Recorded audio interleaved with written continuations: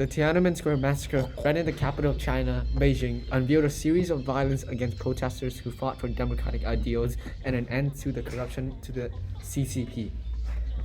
Depending on who you ask, this protest either didn't happen or left a giant stain on China's legacy. During this mini documentary, we will evaluate the extent to which political issues caused the Tiananmen Square Massacre. For 7 weeks in the and summer of 1989, a series of student-led protests in the Tiananmen Square against the political and economic system of the corrupted CCP led to a brutal massacre between the people and the communist government. Political issues left after Mao Zedong's Cultural Revolution led to the Tiananmen Square Massacre because of the students' demand of democratic ideals and China's harsh reaction to the protests. To contextualize the events before the massacre, we must look at the horrors of Chairman Mao's Cultural Revolution. This was an attempt by Mao to reinvigorate China's commitment to communism. However, Mao used terror to strengthen his grip on China's population. He used the Red Guards to capture anyone who needed to be re-educated. After the death of Mao in 1976, Deng Xiaoping attempted to move away from Mao by becoming a freer economy and opened up 4 special economic zones. This is similar to the Soviet Union's Great Terror and the de-Stalinization processes. This shows a trend that suppressive policies often led to reforms after the death of an authoritarian tyrant.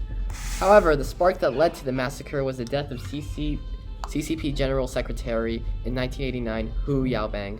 Yaobang was loved by the students because he was a democratic reformer after the horrors of Mao's Cultural Revolution. He also took a hard stance against corruption and nepotism. Yaobang's promotion of democratic ideals led to new thought within the people of China, a sort of mini enlightenment hundreds of years after the big one in Europe. Many students met in Tiananmen Square to mourn the death of Yaobang. However, more and more students joined, and this public grieving slowly turned into a protest. Student leaders created the List of 7 Demands. This was a document that outlined a list of democratic ideals such as freedom of speech and press. Some of these ideals took direct inspiration from Mikhail Gorbachev's glasnost policies.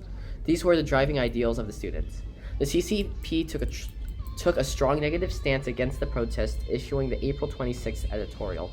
This document condemned the actions taken by the protesters and defined the movement as an destabilization anti-party revolution that must be put down at all levels of society. However, the students ended up using this article as another thing to protest against.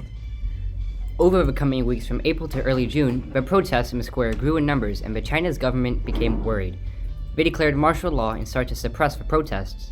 A student leader named Chai Ling described her account on the square in an interview to Columbia University.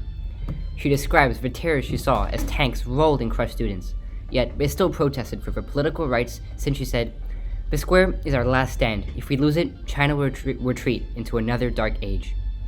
From June 3rd to 5th, the Chinese government brutally suppressed all of the protests with their army.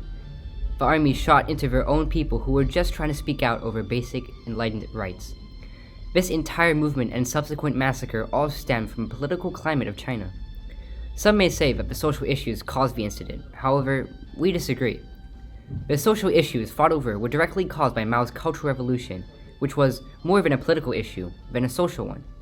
This also shows one of the many continuities of history, that social issues are directly caused by the politics.